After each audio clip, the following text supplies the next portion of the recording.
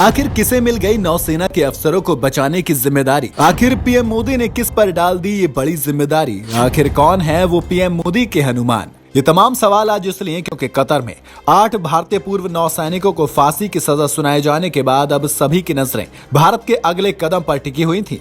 बता दें कि कतर ने उन 8 भारतीय पूर्व नौसैनिकों पर कतर के डिफेंस प्रोजेक्ट से जुड़ी जानकारी इजराइल को देने और उसके लिए जासूसी करने के आरोप लगाए हैं। वहीं अब इस मामले में आगे के प्रयासों की कमान पीएम मोदी के भरोसेमंद भारतीय राजनयिक दीपक मित्तल को सौंप दी गई है। तो ऐसे में अब ये जानना तो बनता है कि आखिर कौन है ये दीपक मित्तल। चलिए हम आपको बताते हैं। दीपक मित्तल 1988 बैच के इंडियन फॉरेन सर्विसेज यानी कि आईएफएस ऑफिसर हैं। मौजूदा वक्त में वो बतौर ओएसडी यानी कि ऑफिसर ऑन स्पेशल ड्यूटी प्रधानमंत्री कार्यालय में तैनात हैं। दीपक ने कतर में 2 साल तक भारत के राजदूत के तौर पर काम किया है। बीते साल अगस्त में जब इन 8 भारतीयों को कतर में गिरफ्तार किया गया तब वो राजधानी दोहा में ही थे। हालांकि गिरफ्तारी के तुरंत बाद उनका कतर का कार्यकाल खत्म हो गया था। दीपक अंतर्राष्ट्रीय स्तर पर संवेदनशील मामलों को निपटाने में माहिर माने जाते हैं। यह भी कहा जाता है कि कतर में आला अधिकारियों के साथ उनके अच्छे संबंध हैं, इसीलिए उन्हें यह बड़ी जिम्मेदारी दी गई है। बता दें कि साल 2019 में दीपक तब सुर्खियों में आए थे जब हैग में इंटरनेशनल कोर्ट ऑफ जस्टिस यानी कि आईसीजे में भारतीय नेवी के पूर्व अफसर कुलभूषण जाधव मामले की सुनवाई चल रही थी। पाकिस्तान की मिलिट्री कोर्ट ने कुलभूषण जाधव को जासूसी और देश विरोधी गतिविधियों के आरोप में फांसी की सजा सुनाई थी। भारत का कहना था कि उसका पक्ष जानने और जांचने तक जाधव की फांसी पर रोक लगाई जाए। याचिका पर सुनवाई होनी थी। दीपक मित्तल तब विदेश मंत्रालय में जॉइंट सेक्रेटरी थे। सुनवाई के पहले जब दोनों देशों के वकील और राजनयिक आईसीजे पहुंचे तो पाकिस्तानी अटॉर्नी जनरल अनवर मंसूर खान दीपक की तरफ बढ़े। उन्होंने दीपक मित्तल की तरफ अपना हाथ बढ़ाया, लेकिन दीपक ने वो बढ़ा हुआ हाथ इग्नोर किया और सिर्फ नमस्ते से अभिवादन किया और औपचारिकता पूरी की। फिर साल 2017 में भी आईसीजे में जाधव के मामले पर सुनवाई के दौरान दीपक ने पाकिस्तानी काउंसलर सैयद फराज हुसैन जैदी से हाथ मिलाने के बजाय नमस्ते किया था। पाकिस्तानी अधिकारियों के बढ़े हुए हाथ और मित्तल की नमस्ते करते हुए तस्वीरें खूब सोशल मीडिया पर वायरल हुई और खूब उन पर चर्चा की गई।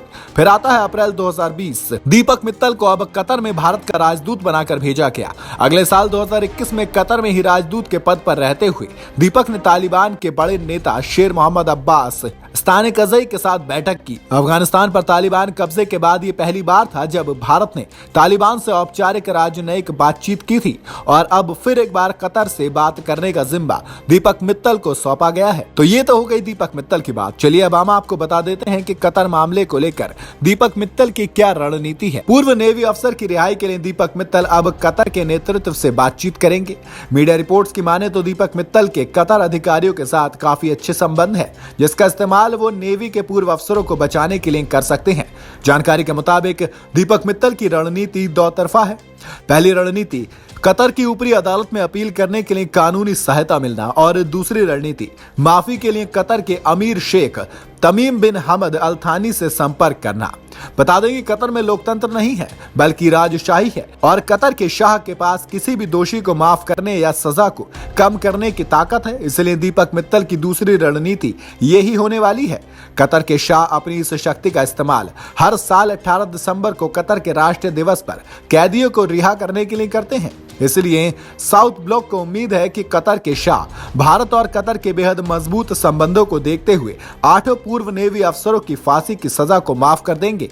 वहीं भारत और कतर का कारोबारी संबंध भी काफी अच्छा है। भारत अपनी जरूरत का करीब 45 से 50% गैस कतर से खरीदता है, इसलिए कतर भी अपने सबसे जरूरी ग्राहक को नाराज नहीं करना चाहेगा। एक मीडिया रिपोर्ट के मुताबिक भारत के पास कई डिप्लोमेटिक विकल्प हैं। सबसे पहली बात यह कि कतर कोई भारत का दुश्मन नहीं है और भारत के साथ उसके काफी अच्छे रिश्ते हैं, दोस्ती है और मजबूत आर्थिक संबंध भी है। इसलिए भारत यहाँ अपने दोस्ताना संबंधों का भी इस्तेमाल कर सकता है। भारत को कतर से गैस की सप्लाई होती है और कतर में करीब 6 से 7 लाख भारतीय भी रहते हैं। भारतीय कंपनियों ने कतर में भारी इन्वेस्ट भी किया हुआ है, इसलिए ना तो भारत और ना ही कतर अपने संबंधों को इस वजह से दांव पर लगाना चाहेगा। डिप्लोमेटिक स्तर पर भारत इस समस्या के समाधान के लिए विकल्प खोजेगा और क्षेत्रीय दबाव भी कतर पर बनाने की कोशिश करेगा, जिसमें भारत की मदद ओमान और अमेरिका जैसे देश कर सकते हैं, जिनका कतर के शासन पर गहरा असर है। कतर पर अभी भी अमेरिका का वर्चस्व है, इसलिए भारत अमेरिका से मदद ले सकता है। वहीं अब देखना दिलचस्प होगा कि भारत किन विकल्पों के सहारे आगे बढ़ता है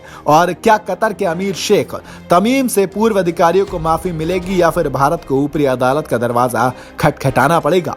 फिलहाल इस खबर को लेकर आपकी क्या राय है, कमेंट में जरूर बताएं। ऐसी तमाम खबरों के लिए जुड़े रहें न्यूज़ बुक के साथ।